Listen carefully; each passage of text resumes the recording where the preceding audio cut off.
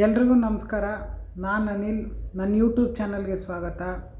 ಇವತ್ತು ಒಂದು ವಿಷಯದ ಬಗ್ಗೆ ನಾನು ಮಾತಾಡ್ತಿದ್ದೀನಿ. ಆ ವಿಷಯ ಏನು ಅಂತಂದರೆ, ಮೊನ್ನೆ ತಾನೇ ಭೀಮನ ಅಮಾವಾಸ್ಯೆ ನಡೀತು.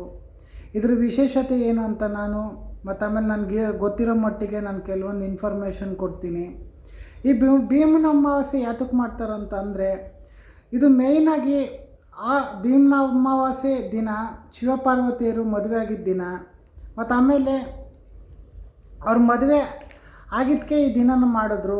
ಮತ್ತು ಅದಾದಮೇಲೆ ಕೆಲವೊಬ್ಬರು ಶಿವನ ಪೂಜೆ ಮಾಡೋದಕ್ಕೋಸ್ಕರ ಮಾಡ್ತಾರೆ. ಮತ್ತು ಆಮೇಲೆ ಕೆಲವೊಬ್ಬರು ಯಾರ್ಯಾರು ಮದುವೆ ಆಗಿರೋದಿಲ್ಲ ಅವರು ಪಾರ್ವತಿನ ಪೂಜೆ ಮಾಡೋದಕ್ಕೋಸ್ಕರ ಈ ಭೀಮನ ಅಮಾವಾಸ್ಯೆನ ಮಾಡ್ತಾರೆ. ಮೇಯ್ನಾಗಿ ಭೀಮನ ಅಮಾವಾಸ್ಯೆನ ಯಾತಕ್ಕೋಸ್ಕರ ಮಾಡ್ತಾರೆ ಅಂತಂದರೆ, ಯಾರ್ಯಾರು ಮದುವೆಗಳಾಗಿರ್ತಾರೋ ಹೆಂಡ್ತಿರು ಅವ್ರ ಗಂಡನ್ನ ಕಾಲನ್ನ ತೊಳೆದ್ಬಿಟ್ಟು ಪೂಜೆ ಮಾಡಿ ಆಶೀರ್ವಾದ ತಗೊಂಡ್ರೆ ಅವ್ರಿಗೆ ಒಳ್ಳೆಯದಾಗುತ್ತೆ. ಮತ್ತು ಆಮೇಲೆ ತಾಳಿ ಭಾಗ್ಯ ಗಟ್ಟಿಯಾಗಿರುತ್ತೆ. ಮತ್ತು ಆಮೇಲೆ ಗಂಡನ ಆಯಸ್ಸು ವೃದ್ಧಿಯಾಗುತ್ತೆ. ಮತ್ತು ಆಮೇಲೆ ಆಯಸ್ಸು ಜಾಸ್ತಿ ಆಗುತ್ತೆ.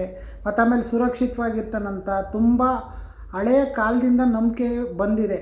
ಮತ್ತು ಅದಾದಮೇಲೆ ಹಳೆ ಕಾಲದಲ್ಲಿ ಮತ್ತು ಆಮೇಲೆ ತುಂಬ ಇತ್ತೀಚಿನ ದಿನಗಳಲ್ಲಿ ಆಗಲಿ ಮತ್ತು ಆಮೇಲೆ ಮುಂಚೆಯಿಂದನೂ ಈ ಪೂಜೆ ನಡೆಸ್ಕೊಳ್ತಾನೆ ಬಂದಿದ್ದಾರೆ. ಆದರೆ ಇತ್ತೀಚಿನ ದಿನಗಳಲ್ಲಿ ಈ ಭೀಮನ ಅಮಾವಾಸ್ಯೆನ ಆಚರಿಸೋದು ಸ್ವಲ್ಪ ಕಮ್ಮಿ ಆಗ್ತಾ ಬರ್ತಾಯಿದೆ. ಆದರೆ ಇವಾಗಲೂ ಕೆಲವೊಬ್ಬರು ಬಿಡೋದಿಲ್ಲ, ಅವ್ರು ಮಾಡ್ತಾನೆ ಇರ್ತಾರೆ. ಆದರೆ ಹಿಂದಿನ ಕಾಲದಲ್ಲಿ ಯಾವ ರೀತಿ ಇತ್ತಂದರೆ, ಅವಾಗೆಲ್ಲ ಭೀಮನ ಅಮಾವಾಸ್ಯೆನ ತುಂಬ ಚೆನ್ನಾಗಿ ಆಚರಣೆ ಮಾಡ್ತಿದ್ರು. ಒಂದು ವರ್ಷವೂ ತಪ್ಪಿಸ್ತಾನೆ ಇರ್ತಿರಲಿಲ್ಲ. ಇತ್ತೀಚಿನ ದಿನಗಳಲ್ಲಿ ಸ್ವಲ್ಪ ಕಮ್ಮಿ ಆಗ್ತಾ ಬರ್ತಾಯಿದೆ. ಮತ್ತು ಅದಾದಮೇಲೆ ಮೇಯ್ನಾಗಿ ಇದು ಯಾತಕ್ಕೋಸ್ಕರ ಆಚರಣೆ ಶುರುವಾಯ್ತಂದರೆ, ಈ ಪಾರ್ವತಿ ದೇವಿ ಶಿವನ್ನ ಈ ಥರ ಪೂಜೆ ಮಾಡಿಬಿಟ್ಟು ನನ್ನ ಗಂಡ ನನಗೆ ಇದು ಅಭಿವೃದ್ಧಿ ಆಗಲಿ, ನನ್ನ ಗಂಡನ ಆಯುಸ್ ಚೆನ್ನಾಗಿರಲಿ, ಮತ್ತು ಆಮೇಲೆ ಅವತ್ತು ಅವರಿಬ್ಬರು ಮದುವೆ ಆಗಿದ್ದ ದಿನ ಬೇರೆ. ಹಂಗಾಗಿ ಈ ದಿನನ ಇವರಿಬ್ಬರು ಮದುವೆ ಆಗಿರೋ ದಿನನ ಇದು ಭೀಮನ ಅಮಾವಾಸ್ಯೆ ಅಂತ ಮಾಡಿದ್ರು.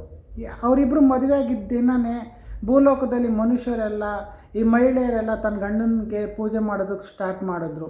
ಇದು ಮೇಯ್ನಾಗಿದ್ರ ಉದ್ದೇಶ ಏನಂತಂದರೆ, ಗಂಡನ ಆಯಸ್ಸು ವೃದ್ಧಿ ಆಗಲಿ, ಮತ್ತು ಆಮೇಲೆ ನನ್ನ ಗಂಡನಿಗೆ ಯಾವುದೇ ರೀತಿ ತೊಂದರೆ ಬರ್ದಲೇ ಇರಲಿ, ಮತ್ತು ಆಮೇಲೆ ನನ್ನ ಗಂಡನಿಗೆ ಎಲ್ಲ ರೀತಿ ಸುಖ ಶಾಂತಿ ನೆಮ್ಮದಿ ಸಿಗಲಿ, ಮತ್ತು ಆಮೇಲೆ ಒಳ್ಳೆಯದಾಗಲಿ ಅಂತೇಳಿ ಮಹಿಳೆಯರು ಇದನ್ನ ಆಚರಿಸೇ ಮಾಡ್ತಿದ್ದಾರೆ. ಹಂಗಾಗಿ ನಿಮ್ಗೆ ಇನ್ಫಾರ್ಮೇಷನ್ ಇದು ಇಷ್ಟ ಆಗುತ್ತೆ ಅಂತ ನಾನು ಇದ್ರ ಬಗ್ಗೆ ನಿಮಗೆ ಹೇಳಿದ್ದೀನಿ ನಿಮಗೆಲ್ಲ. ಆಮೇಲೆ ಏನಾರು ತಪ್ಪಾಗಿ ಏನಾರು ಮಾಹಿತಿ ಕೊಟ್ಟಿದ್ದರೆ ಕ್ಷಮಿಸಿ. ಮತ್ತು ಆಮೇಲೆ ನೆಕ್ಸ್ಟ್ ವೀಡಿಯೋದಲ್ಲಿ ನಾನು ಬೇರೆ ವಿಷಯ ತೊಗೊಂಡು ಅದ್ರ ಬಗ್ಗೆ ಮಾತಾಡ್ತೀನಿ. ಮತ್ತು ಆಮೇಲೆ ಯಾರ್ಯಾರು ನನ್ನ ಯೂಟ್ಯೂಬ್ ಚಾನಲ್ಗೆ ಸಬ್ಸ್ಕ್ರೈಬ್ ಮಾಡ್ಕೊಂಡಿಲ್ಲ ದಯವಿಟ್ಟು ಸಬ್ಸ್ಕ್ರೈಬ್ ಮಾಡ್ಕೊಳ್ಳಿ. ಮತ್ತು ಆಮೇಲೆ ಏನಾರು ಈ ವಿಡಿಯೋ ಇಷ್ಟ ಆದರೆ ಲೈಕ್ ಕೊಡಿ, ಏನಾರು ಹೇಳಂಗಿದ್ರೆ ಕಮೆಂಟ್ ಮಾಡಿ. ಎಲ್ರಿಗೂ ಧನ್ಯವಾದಗಳು. Thank you so much.